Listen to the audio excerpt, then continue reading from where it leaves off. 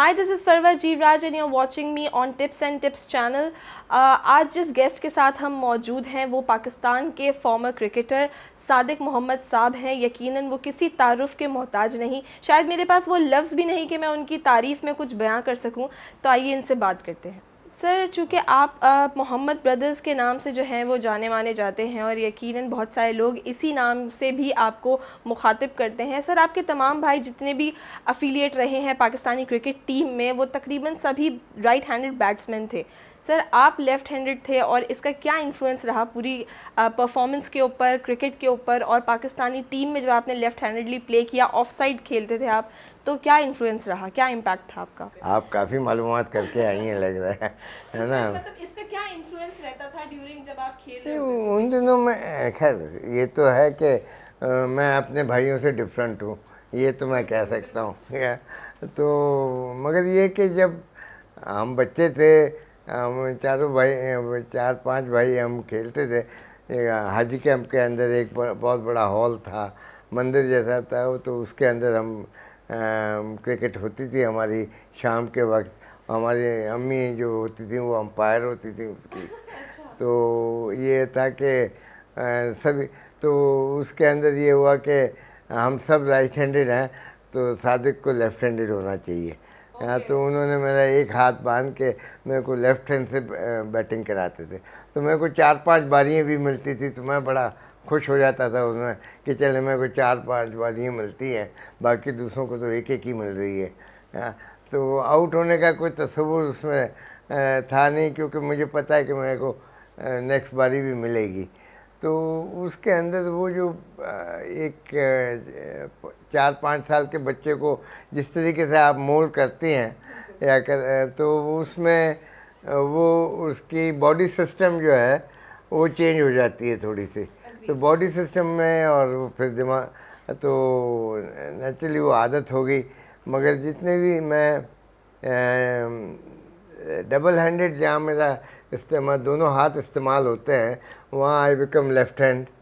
और बाकी जितने सिंगल हैंडेड, सीधे हाथ से, अगर मैं लिखता भी सीधे हाथ से हूँ, खाना खाता हुआ भी सीधे हाथ से हूँ, या मैं अगर थ्रो कर रहा हूँ या बॉलिंग कर रहा हूँ, एक हाथ का इस्तेमाल होगा तो I am a right handed player. तो ये एक डिफरेंस है। और वो जो लेफ़्ट हैंड का जो है, क्योंकि बचपन में जैसे दिमाग को आप सेट करते हैं तो वो आपका बॉडी वैसे ही काम करने लगती है। सर, मुझे ये बताएं कि एशिया कप जो इस वक्त चल रहा है, बहुत ही करंट और हॉट जो है टूर्नामेंट है, देखा जा रहा है कि हमारी टीम किस तरह से परफॉर्म करी है, इसके बारे में आपका क्या ख्याल है? काफ़ी एक्साइटिंग मैचेस हो रहे हैं और पाकिस्तान नेचुरली फाइनल में आया है, तो ये तो बहुत अच्छी बात है। और जिस तरीके से हमारी टीम खेल रही है, apart from the last match, मैं समझता हूँ कि पाकिस्तान की टीम जो है वो काफ़ी चांसेस रखती हैं ये एशिया कप को जीतने के। तो इंशाल्लाह कल पता लग जाएगा। कुछ थोड़ी बहुत हमें उसमें रद्द-बदल करनी पड़ेगी, फॉर द फ्यूचर होना चाहिए ये। सर, एशिया कप की जहाँ तक बात की जा रही है, तो एशिया कप में देख रहे हैं कि तमाम जितने भी प्लेयर्स हैं वो सारे न्यू कमर्स हैं और कोई सीनियर प्लेयर नज़र नहीं आया इस पूरी टीम में थ्रू आउट द टूर्नामेंट। तो जैसे शोएब मलिक हैं, उन्होंने भी नहीं खेला, सरफराज है वो भी टीम में शामिल नहीं है, इसके बारे में आप क्या कहेंगे? देखिए, टीम सिलेक्शन, टीम गेम के अंदर जो रिक्वायरमेंट होती है वो सीनियर और जूनियर के लिहाज से नहीं होती। हाँ, कौन बेस्ट अवेलेबल है, और हमारे पास जो फ़िलहाल, जैसे आप सरफराज की बात कर रही हैं, तो सरफराज जो है वो अब आउट ऑफ सीन है। इक्वली गुड विकेट कीपर हैं मगर उतने अच्छे बैट्समैन नहीं हैं जितने अच्छे रिजवान हैं। वो कंसिस्टेंट बहुत हैं, वो पहले बॉल से जाके खेलना शुरू करते हैं और वो आखिरी बॉल तक रहना चाहते हैं। ये सबसे बड़ा इम्पोर्टेंट फैक्टर ये है इन दोनों की खेलने के अंदाज में। तो मैं समझता हूँ कि ज़रूरी नहीं है और कोई कंपलसरी भी ऐसा हम नहीं कह सकते कि सरफराज क्योंकि सीनियर प्लेयर है उसको खेलना चाहिए, नहीं, ऐसी कोई बात नहीं है। कौन किस वक्त जाएगा ये ज़्यादा इम्पोर्टेंट है, क्योंकि जिस एक wicket keeper short version game में एक विकेट कीपर खेलेगा, चाहे वो रिजवान हो या सरफराज हो, तो रिजवान की जो कारकर्दगी है वो बहुत अच्छी हैगी, तो रिप्लेसमेंट वो नहीं हो सकती। अच्छा सर, क्योंकि बात की जाती है जब लेजेंड्स की और बात की जाती है जब क्रिकेट टीम की, तो बहुत सारे नाम जहन में आते हैं। इमरान खान का नाम जहन में आता है जिन्होंने 92 का वर्ल्ड कप जो है वो पाकिस्तान को जितवा के दिया, कैप्टनसी में थे वो उस वक्त। वसीम अकरम का नाम है, आफरीदी का नाम है, शोएब मलिक का नाम है।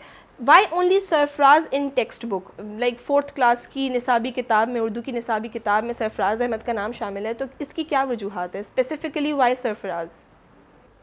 क्योंकि वो रिसेंट प्लेयर है, वो अभी रिटायर नहीं हुए, इसलिए वो उस चैप्टर के अंदर हैं। जो जिस किताब का आप नाम ले रही हैं वो उसके अंदर है। वसीम अकरम है या वसीम बारी हैं या जो दूसरे प्लेयर हैं, वो सब रिटायर हो चुके हैं इस जगह से, तो वो इसके अब ये रिसेंट ये जो उसके अंदर एक अगर चैप्टर हो कि फ़लाने प्लेयर ने क्या कारकर्दगी की है और वो कितना अच्छा था, वो अब नहीं खेल रहा है, तो वो इसलिए नहीं खेल रहा है कि वो रिटायर हो चुका है।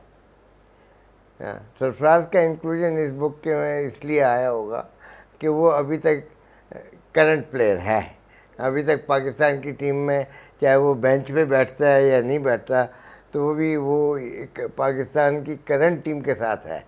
सर एक ये भी इन्फ्लुएंस हमने देखा कि ड्यूरिंग दिस एशिया कप जो लास्ट कुछ मैचेस में पाकिस्तान अफगानिस्तान का जो मैच चला दुबई स्टेडियम में, तो सर उस स्टेडियम का हाल बदल के रख दिया लोगों ने, तो इज दैट जस्टिफाइड? मतलब खेल को इतना सीरियसली पर्सनली ले लेते हैं कि जी आपने अपनी एनवायरनमेंट को ही तब्दील कर दिया? जी हाँ, बिल्कुल। आई थिंक कि अगर आवाम की बात करते हैं, जो स्पेक्टेटर्स वहाँ आके उन्होंने जो बदमज़गी उस इतने अच्छे मैच के मैं उसको बदमज़गी में तब्दील कर दिया, I think that is very wrong. जितने पेशेंस प्लेयर होते हैं हार जीत के उसके अंदर, उसी तरीके से आपको जो स्पेक्टेटर्स होते हैं उनको भी अपने आप पे कंट्रोल रखना चाहिए। और इस किस्म का एक जो सीन पेश आया उसमें उनकी ही मुल्क की बदनामी हुई कि उन्होंने पाकिस्तानी स्पेक्टेटर्स पे अवाम पे काफ़ी उन्होंने ज़बरदस्ती की, और उसमें जो एक कितना अच्छा एटमॉस्फेयर बना था वो एक ज़ीरो हो गया बिल्कुल। किसी देखा ही जाता है अमूमन के खेलों की जब बात की जाती है तो क्रिकेट को हर जगह पर जो है वो बहुत सराहा जाता है और लोग बहुत ज्यादा एनर्जेटिक होते हैं इस स्पेशल स्पोर्ट को लेकर, तो उनकी फीलिंग्स मे बी उनकी इमोशंस कंट्रोल में नहीं आते जब वो अपने मुल्क को हारता देख रहे होते हैं, या क्योंकि हार जीत तो हर खेल में चलती एग्जैक्टली ये तो है, दो जाने खेलेंगे, एक जीतेगा एक हारेगा, तभी कोई गेम का कॉन्सेप्ट बनता है कि ये गेम है। अगर हार जीत में भी अगर वो जैसे इलेक्शंस में है उसमें भी हार जीत है, तो हर दो पार्टी के या जहाँ दो या तीन पार्टी होंगी और जो खेलेगा फाइनल में पहुँचने के लिए, तो आई थिंक कि हार जीत का जो एक वो एक मज़ा है, एक फ्लेवर है, एक नुक्ता है उसके अंदर, उस नुक्ते को वहीं तक रहने दें, उसको थोड़ा सा खींच के आगे बढ़ाएंगे तो उसमें प्रॉब्लम्स आएंगी। अच्छा सर, थोड़ा सा मुझे ये भी बताएं कि चूँकि आपने नेक्स्ट जनरेशन की बात की और अपकमिंग टैलेंट की बात की, तो मुझे ये बताएं कि क्या ऐसे प्रोसीजर के साथ हम गुजर सकते हैं अपनी नई जनरेशन को, किस तरह की टिप्स दे सकते हैं कि जब उनको इस स्पोर्ट का शौक़ है और क्रिकेट में आने का शौक़ है, तो क्या ऐसी चीज़ों से ले के गुजरना पड़ता है? कौन सी ऐसी ट्रेनिंग्स हैं जो उनको दे सकते हैं for the selection in PCB? जहाँ तक कि टीम गेम का ताल्लुक है वहाँ पे एक्सपीरियंस का ताल्लुक होता है, किसी प्लेयर को एक्सपीरियंस देना पड़ता है। कुछ प्लेयर ऐसे होते हैं कि वो फर्स्ट अपीयरेंस के अंदर इतना अच्छे सक्सेसफुल नहीं रहते, तो वो बाद बेंच पे हो जाते हैं। दूसरा ये कि जो सीनियर प्लेयर को अगर आप रखते हैं तो हमने मैच भी जीतना होता है, तो उसके लिहाज से हम सीनियर प्लेयर को रखते हैं कि एक्सपीरियंस है, मौके के ऊपर अच्छी इनिंग खेल सकता है वो, जहाँ के जूनियर लेवल के अंदर भी अच्छे अच्छे प्लेयर हैं, मगर उनको एक्सपीरियंस देना चाहिए। मैं कहता हूँ देना चाहिए, ये नहीं है कि उनको आप इग्नोर करें, एक मैच खिला के 2 मैच बाहर बैठा दें। उनको अगर जब आपने खिलाना है तो उनको 4-5 मैचेस, 8-10 मैचेस दें, क्योंकि जब आपने उसको एक दफ़ा पाकिस्तान के लिए उसको सेलेक्ट किया है तो वो नेचुरली वो अच्छा होगा, तभी उसको आपने सेलेक्ट किया है। कोई इसकी सिफारिश नहीं होगी। अगर सिफारिश भी अगर होगी तो भी वो इतना टैलेंटेड प्लेयर होगा तो उसकी सिफारिश आई है। तो नेचुरली जजेस भी देखते हैं, सेलेक्टर्स भी देखते हैं कि इसके अंदर कितना टैलेंट है, खेल सकता है या नहीं खेल सकता, उसके जो डोमेस्टिक लेवल के परफॉर्मेंस कैसे हैं, किसके खिलाफ उसने रन किए, किसके खिलाफ कौन से बॉलर के खिलाफ उसने रन किए, या कौन से बैट्समैन को कैसे आउट किया। 2 शोबे जो हैं बहुत इम्पोर्टेंट शोबा है, एक बैटिंग का, एक बॉलिंग का। तो ये इन दोनों शोबों में उसको अपने जो दूसरे फेलो क्रिकेटर्स हैं, फेलो टीममेट्स हैं, उनसे उसका जो रैंकिंग हो वो 19-20 की हो। ये नहीं है कि वो 15 है, वो 20 है, ऐसा नहीं है। 19-20 की जो रैंकिंग आएगी तो वो रहने के that is he is good, वो खेलेगा। वो आज नहीं खेलेगा तो कल खेलेगा वो, मगर वो अपना परफॉर्मेंस जो है उसको देगा वो। एज ए बॉलर तो उसको बहुत सारे मौके मिलते हैं। वो एक ओवर में 6 बॉल होते हैं, 5 चौके खा के भी छठी बॉल पे विकेट ले लेगा तो 5 चौके हम भूल जाएंगे। मगर बैटिंग के अंदर, batting is the most difficult department of the game. तो एक बॉल का खेल है, और उस मैच में अगर आप लकी नहीं है, लक नहीं है आपका, तो एक बॉल में आप चाहे कितने भी अच्छे हों, कितने भी आपने डोमेस्टिक लेवल में रन किए हों, मगर एक इंटरनेशनल मैच का प्रेशर जो होता है वो डिफरेंट होता है थोड़ा। तो उसके अंदर एक बॉल का खेल है बैट्समैन के लिए, तो वो अगर लकी नहीं है और वो उसका कैच डिफ़िकल्ट से डिफ़िकल्ट वाला कैच भी पकड़ा जा सकता है, और आसान वाला कैच भी, जैसे कि वो इंडिया के प्लेयर ने छोड़ा तो हम उसमें मैच जीते। तो ये ऐसे भी, ये इसको कहते हैं लक। लक होना बहुत ज़रूरी है। खेलना आपको आता है तभी आप वहाँ तक, उस मैयार तक पहुँचे हैं। मगर लक अगर नहीं है तो आपकी मेहनत तो जारी रहनी चाहिए कि कभी ना कभी तो लक चेंज होगा। तो वो जब लक चेंज होता है तो वो 2-4 मैचेस के लिए ही चेंज होता है, फिर आपके लिए 2 मैच ख़राब हो जाते हैं, फिर आप अपना आपको वापस कंसंट्रेशन लेवल आपका बढ़ता है। जब कंसंट्रेशन लेवल बढ़ेगा तो फिर शायद ऊपर वाला भी देख रहा है कि बड़ी मेहनत कर रहा है, इसको एक मैच में खिला ही दूँ, तो वो ऊपर वाला ही खिलाता है।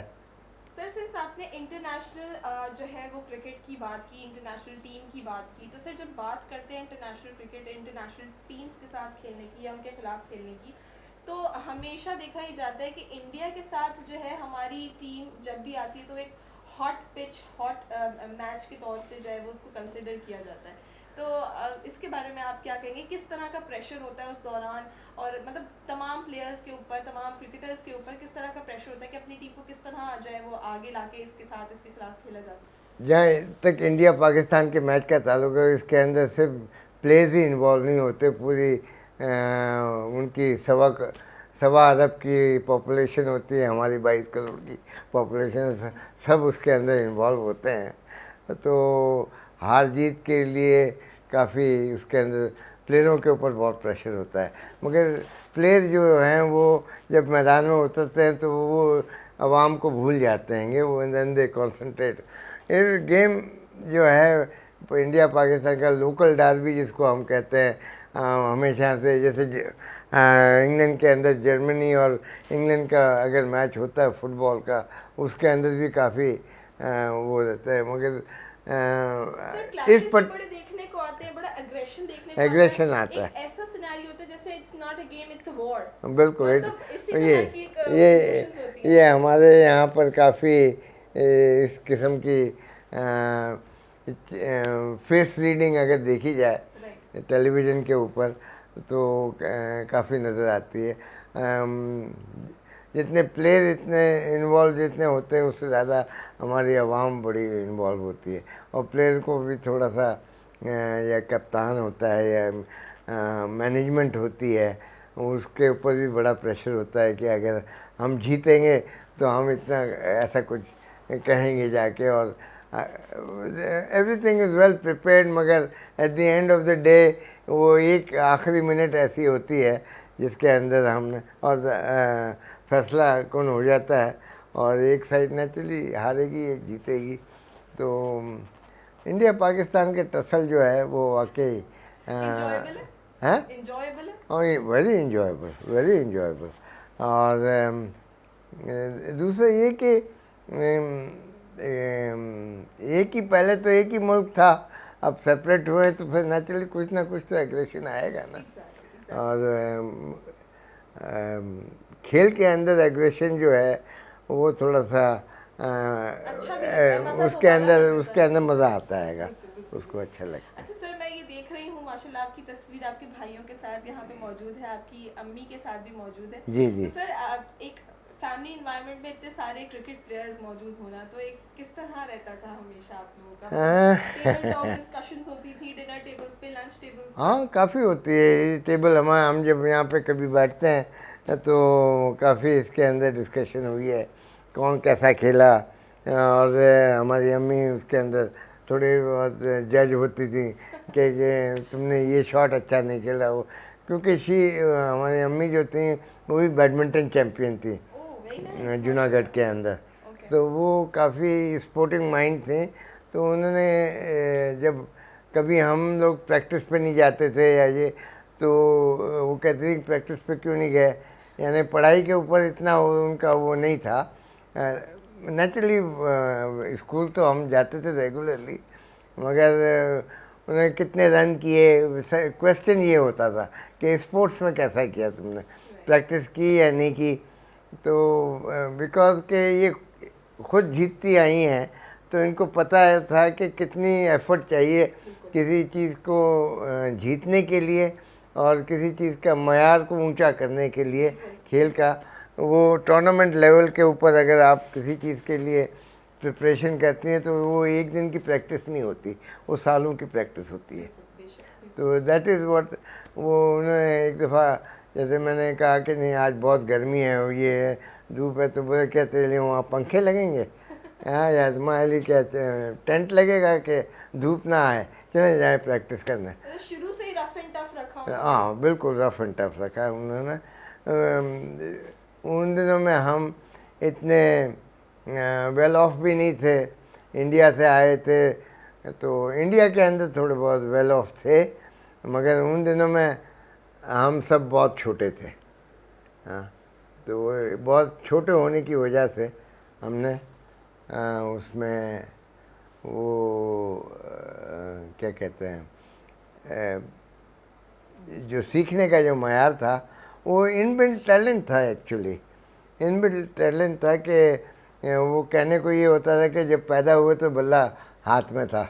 बिल्कुल, लोग ये कहते हैं कि आप सिल्वर स्पून या गोल्डन स्पून लेके गोल्डन पैदा हुए, तो आपके पास एक बल्ला हमने हमारे पास एक बल्ला था। ठीक, बिल्कुल बिल्कुल। तो ये एक क्योंकि पांचों के पांचों भाई जो थे, अब जैसे किसी को भी नहीं पता था कि मैं भी टेस्ट मैच खेलूँगा, और एज ए लेफ्ट हैंडर उन्होंने मुझे बनाया, यहाँ कोशिश की। तो ये तो नहीं था कि हम पांचों के पांचों भाई जो हैं, वो हनीफ भाई भी जब यहाँ पे आए थे तो वो भी 9-10 साल के ही होंगे या 12 साल के होंगे शायद, तो उन्होंने आके यहाँ पे खेला। उन्होंने भी क्रिकेट यहीं पे आके सीखी। दो भाई वजीर भाई और रईस भाई तो वहाँ से स्कूल वगैरह में खेलते थे, मगर ये था कि जो हनीफ जैसे हैं क्रिकेट एक इनबिल्ट नेचुरल गेम था हमारे उसके अंदर मेमोरीज़ के अंदर या हमारे डेटा के अंदर। तो वो जो भी थोड़ी बहुत बात बताते थे तो वो समझ आ जाती थी और उसी तरीके से रिएक्ट करते थे।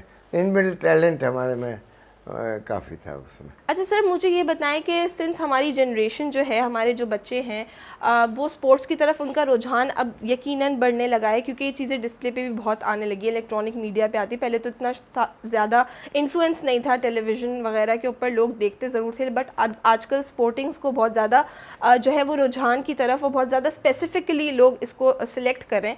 तो सर मुझे ये बताएं कि किस किस मराहिल से गुज़र के जाना पड़ता है, और एक स्ट्रीट प्लेयर जो है वो क्यों नहीं इस तरह से टीम में आके खेल सकता है, क्यों, क्या इसकी वजूहात हैं स्पेसिफिक? देखिए जो खेल है वो बड़ा डिफरेंट है। वैसे तो देखा जाए तो हर एक चीज़ मुश्किल है, हर मराहल को आपने क्रॉस करके जाना है तो आप टॉप पे पहुंचेंगे। जैसे कि स्कूल्स हैं, तो स्कूल के अंदर आप मैट्रिक करेंगी तो आप कॉलेज में ज्वाइन करेंगी ना, या यूनिवर्सिटी ज्वाइन करेंगी। कॉलेज को पास, इंटरमीडिएट पास करेंगी तो आप ग्रेजुएशन में जाएंगी, बीए के। तो हर एक चीज़ का मयार है कि पहली क्लास में जो पढ़ाई है वो दूसरी क्लास में वो डिफ़िकल्ट होती है, फिर तीसरी में उससे डिफ़िकल्ट। तो हर स्टेप बाय स्टेप आप वो उन चैप्टर्स को आप उसमें माहिर होते जाते हैं। इसी तरीके से क्रिकेट है, क्रिकेट आप शुरू के अंदर आप खेल लेते हैं, उसके बाद आपको क्लब लेवल ज्वाइन ज़रूर करनी पड़ती है। एकेडमी ज़रूरी नहीं है कि एकेडमी, अगर एकेडमी हमारे ज़माने में तो थी नहीं, एकेडमी तो अभी 15-20 साल पहले ही आई हैं, मगर क्लब जो जो आपके एरिया में जो क्लब होती हैं, जब तक कि आप क्लब लेवल नहीं खेलेंगे तो आप फर्स्ट क्लास नहीं खेल सकेंगे। जब तक आप फर्स्ट क्लास नहीं खेलेंगे तो आप इंटरनेशनल मैचेस में नहीं जा सकती। तो आपको स्कूल लेवल क्रिकेट से शुरू करते हैं, फिर आप कॉलेज लेवल पे क्रिकेट खेलते हैं, उसके बाद आप यूनिवर्सिटी लेवल पे क्रिकेट खेलते हैं, फिर उसके बाद जाके आप क्लब लेवल में आते हैं। या ये है कि स्कूल क्रिकेट के अंदर भी आप क्लब लेवल खेल सकते हैं फॉर एंटरटेनमेंट। तो वो खेल का कोई ये नहीं है कि एजुकेशन पहले इतनी हो जाएंगी। तो मैं आपको एक स्टेजेस बता रहा हूँ कि ये जो यंगस्टर्स जो कहते हैं, जिनके माँ बाप जो समझते हैं कि उनका बेटा बहुत अच्छा है, बहुत अच्छा खेलता है, तो वो उसके साथ बड़ी ज़्यादती होती है। वो ट्रायल पे जाता है तो उसके कुछ वो उसको सेलेक्ट नहीं करते। तो ट्रायल पे तो 1000 बच्चे जाते हैंगे, तो 1000 बच्चे सबके माँ बाप समझते हैं कि मेरा बेटा सबसे अच्छा है, या मगर डीप इनसाइड उन्होंने कभी उनको देखा नहीं होता। वो आके कह देता है कि वो मैंने अम्मी आज मैंने 50 रन किए, आज मैंने 4 विकेटें ली, आज मैंने 2 कैच पकड़े। अब वो कैसे पकड़े, कैसे रन किए, किसके खिलाफ किए, किसको आउट किया, उनका मयार क्या था, मेरा मयार क्या है। तो उनके फादर और पेरेंट्स जो हैं वो बीच में आ जाते हैं उन बच्चे के। तो इसलिए जो हमारे जो बच्चे हैं या हमारे जो पेरेंट्स हैं जिनके बच्चे, तो मैं ये नहीं कहता कि वो टैलेंटेड नहीं होंगे, मगर उनको हर, जैसे स्कूल के अंदर यूनिवर्सिटी तक पहुंचने के लिए आपको सब क्लासेस पास करनी होती, ऐसे किसी भी खेल का मयार जो को अचीव करने के लिए आपको उनके स्टेजेस में कंपटीशन लेना पड़ता है और जीतना पड़ता है, या टीम गेम में परफॉर्म करना पड़ता है एज ए प्लेयर।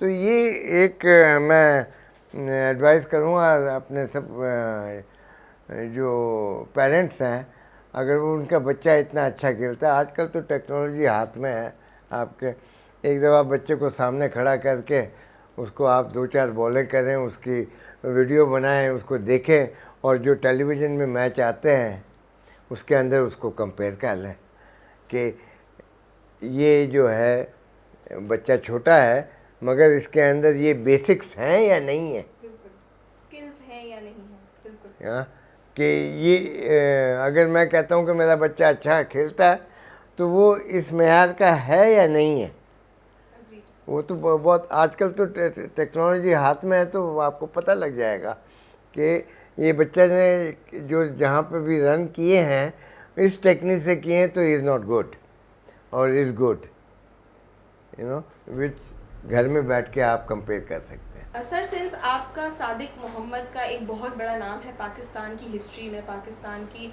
लेजेंडरीज में आपका बहुत बड़ा नाम है, क्योंकि आपने पाकिस्तान के लिए खेला और उसके नाम को जो है वो ऊपर लेकर आए और बहुत ज़बरदस्त तरीके से आप अपने पूरी इस क्रिकेट जर्नी में अपनी कारकर्दगी दिखाई। और आपको हम वाकई एज ए न्यू जनरेशन एक बहुत गोल्डन एसेट के तौर पर जो है वो आपको हम लेते हैं और बहुत रिस्पेक्टफुली आपका नाम लेते हैं और लिटरली उम्मीद करते हैं कि लेजेंड्स का हाथ हमेशा हमारे सर पर शेल्टर की तरह रहे।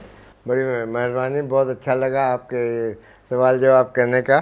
और जिस तरह मैंने क्रिकेट सीखी है इस तरीके से आपने भी बहुत एंकर बनने के लिए काफ़ी मेहनत की होगी, तो नेचुरली आप भी बेहतर होती जा रही हैं, हो गई होंगी या इससे अगली दफ़ा कभी आएंगी तो फिर इससे अच्छी वो सवाल जवाब होंगे। डिफरेंसेस तो आते ही हैं, मगर ये है कि उसके लिए मेहनत, आप जितनी मेहनत मैंने क्रिकेट सीखने में और नाम कमाने में की, इतनी मेहनत इंशाल्लाह आप भी करेंगी और आपके तसल्सल से बहुत सी और ख़ातून जो हैं वो सीखेंगी कि आपने बहुत अच्छा इंटरव्यू किया। बहुत शुक्रिया, बहुत शुक्रिया। पाकिस्तान की लेजेंडरी में सबसे बड़ा नाम सादिक मोहम्मद का, जो कि एक फॉर्मर पाकिस्तानी क्रिकेटर हैं और यकीनन उनकी बल्लेबाजी और अपनी क्रिकेट में सिक्का मनवाने की वजह से वो बहुत यकीनन जाने माने जाते हैं, किसी तारुफ के वो मोहताज नहीं है। मज़ीद ऐसे इंटरव्यूज़ को एंजॉय करने के लिए हमारे टिप्स एंड टिप्स चैनल को ज़रूर सब्सक्राइब कीजिएगा। मुलाकात होगी अगले सेशन में दूसरे गेस्ट के साथ, तब तक हमें दीजिए इजाज़त। अल्लाह हाफ़िज़।